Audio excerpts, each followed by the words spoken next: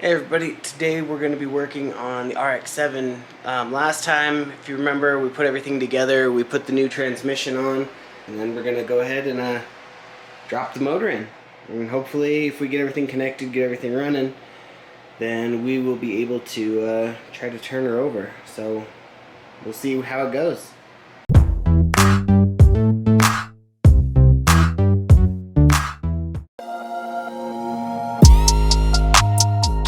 So where we landed with the RX-7, we ended up doing a bunch of things and didn't really shoot a lot of it, so I'll just kind of catch you up on what we did get done. First and foremost, we got the motor put in, so that's awesome. The reason we didn't shoot a lot of it is a buddy came over, I was helping him, and he ended up, Mike, hey, just give me a hand and help me drop this motor. So he helped me, and I didn't want to, throw on a bunch of cameras and stuff. We were trying to do it fairly quickly. What turned into what we thought would be pretty quick turned into a little bit of a fiasco. When we went to drop the motor, there's a brace down there that kind of holds everything together down in the little trans tunnel. It connects everything from the transmission all the way back to the diff. There's just a big metal brace there. And I didn't unhook it all the way when I pulled the motor out, and so when I went to put it in, it was in the way.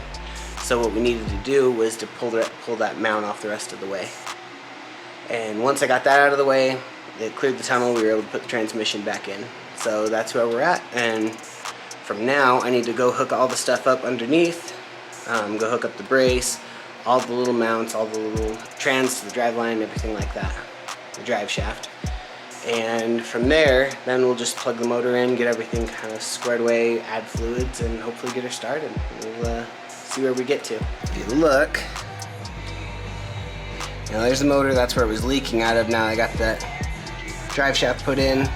But if you see this brace right here, my hand's touching, it got one mount in just to kind of keep it in place right now. But it mounts to the transmission right there, and then there's two more back here that you can't really see. There's two up there. And then it mounts all the way back here to the diff right there, and then there's two more up there. And then I gotta put the drive shaft back on the diff, and the exhaust I'll wait on until I get everything kind of put away with the motor, but I get those on, and then I'll probably put these little braces back on that kind of keep all that stuff attached, or keep it all from falling out. It comes unmounted. So I'm gonna go ahead and put all that stuff back on before I head back up to the motor and start plugging things in.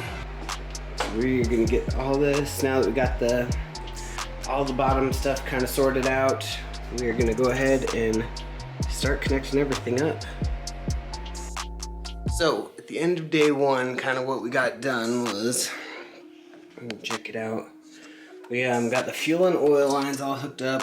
There's a couple plugs that still need to figure out kind of where they go, but we got everything else kind of hooked up.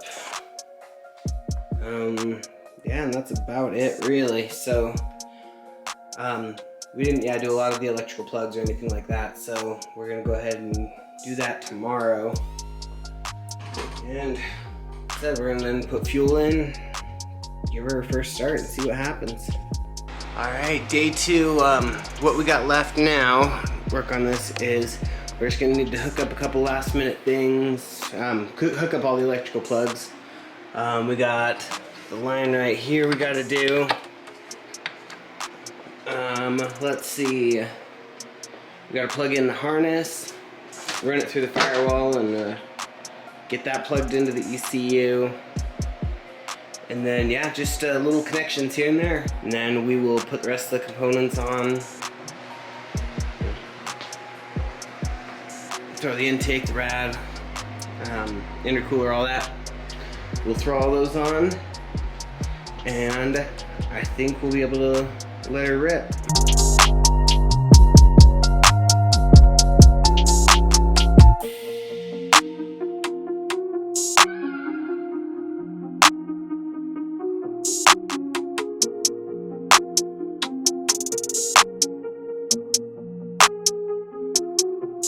We're getting closer to the final moment, so here we are. Got everything put back in. hopefully everything is put together correct. We're gonna go ahead and add fluids and probably go try to turn her over.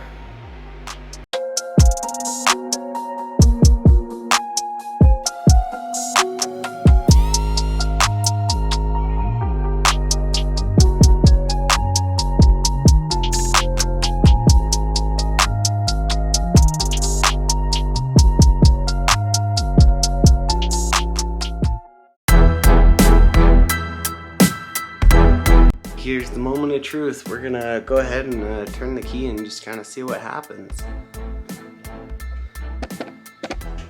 First I need to put the battery in, and then you should be able to see. Wish me luck.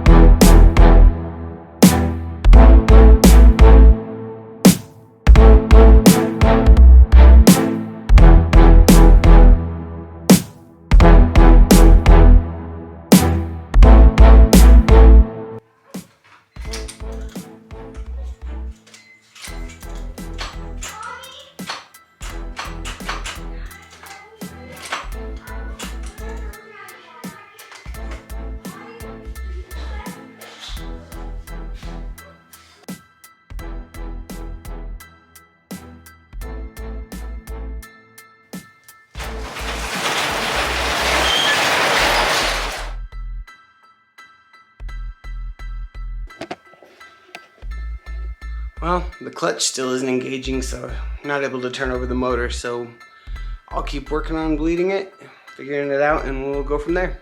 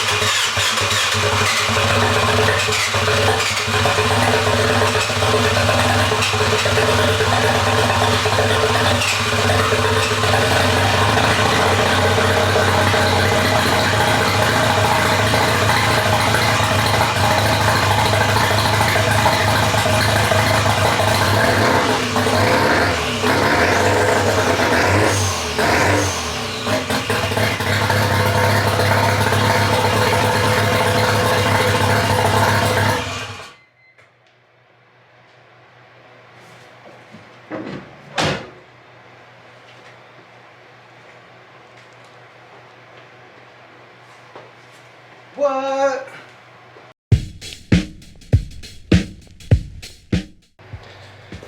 Alright, now I'm gonna try to start with an exhaust actually attached.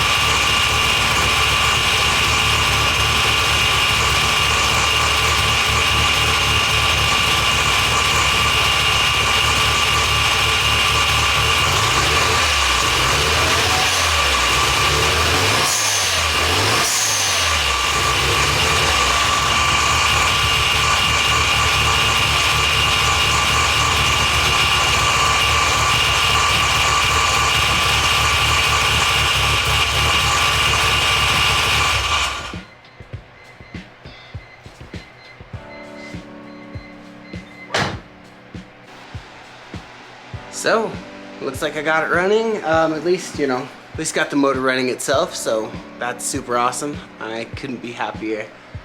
That being said, there's still more to do. So we'll keep going along, but I mean, this is it. I mean, got it turn over, got it to run, idle. It's awesome. So now that the car is running and driving, doesn't mean we're out of the woods yet.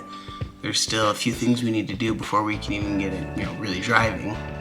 And then from there, there's a few more things to get it to, you know, run better. Like there's some things that, a couple wires that got broke on the way, putting it back together, things like that. They're gonna need to, you know, attention once, you know, now that it's going. So, still a long way to go, but this is my first real rebuild, so couldn't be happier. So yeah, that's the big part of it's done. Now, moving forward, there's gonna be some other things coming up, probably more, now that it's warming up, gonna be drift car things. Yeah, I got lots planned for the S13, so stay tuned.